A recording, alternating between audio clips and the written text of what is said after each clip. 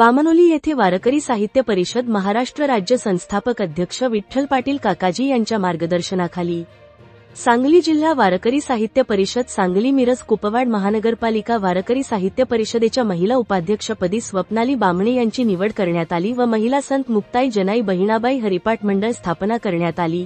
यावेळी बामनोली ग्रामपंचायत लोकनियुक्तीच्या सरपंच सौ गीता ताई चिंचकर व माजी सरपंच सावळाराम शिंदकर, ग्रामपंचायत सदस्य स्वरूपा वारंकार, प्रियंका बामणे उपस्थित होते।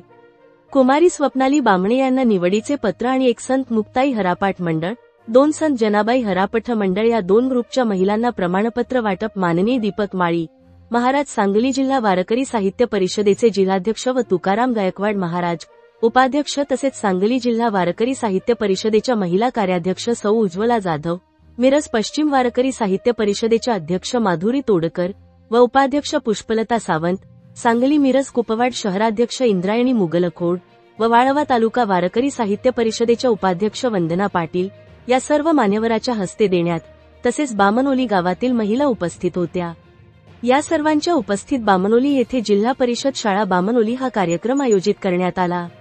यावेळी सर्व महिलांनी हरिपाठ सादरीकरण केला।